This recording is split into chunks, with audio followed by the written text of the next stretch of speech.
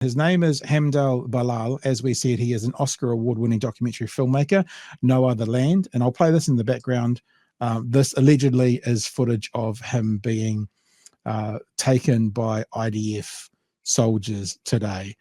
Marilyn, we said we're going to talk about this today. Do you have any information to pass on or any thoughts around what we're seeing?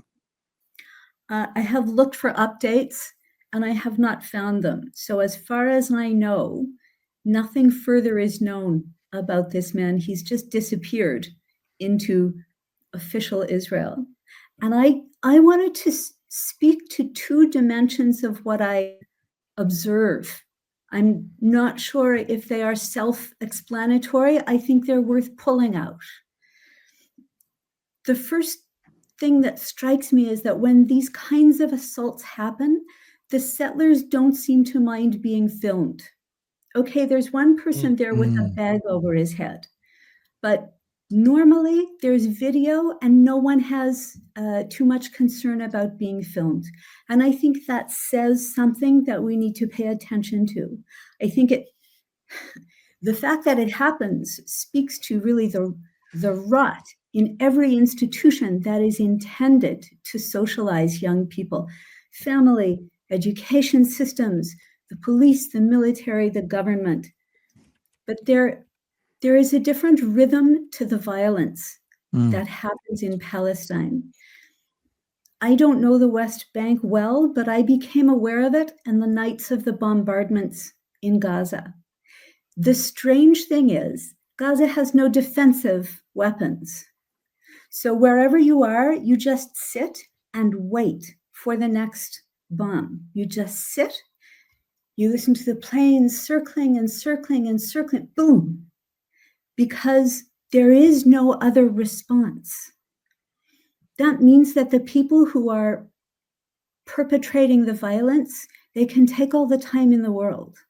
They have the numbers, they have the weapons, and they have nothing to fear. Hey, Marilyn, I'm sorry to interrupt you, but can I just make clear to our audience, you're speaking from experience here. You were there in 2011, is that right? And so this is not the stories that you're told. You've experienced this, correct? Right. I was in Gaza from 2011 through 2015.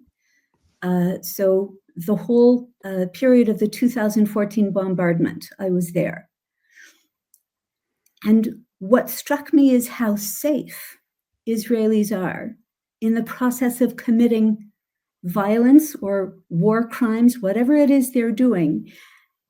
There is no fear to humble them, and there is nothing to spark any empathy with the people that they are terrorizing. It's an unhealthy kind of fearlessness, and that's what I see in these vicious settlers. They know that they're going to walk away from their violence and from the destruction of people's homes with the approval of their government because they are implementing a state project. Yeah.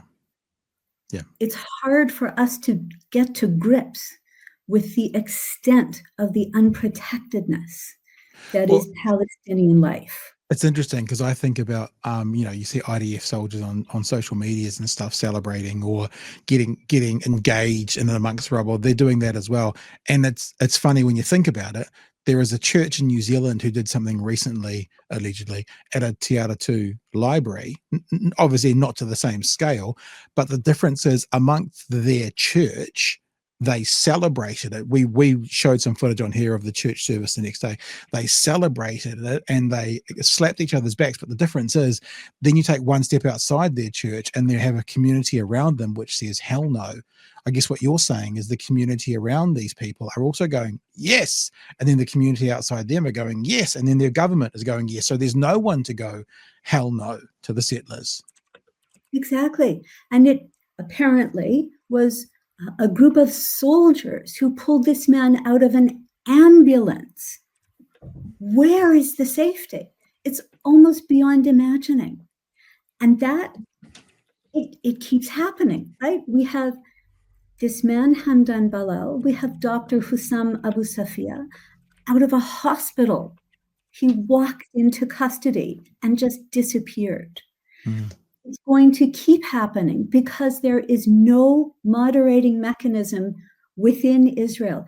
This is ours to end. These are statements of urgency. Every time these things are broadcasted, we end this. That's what I saw. I saw a call to action.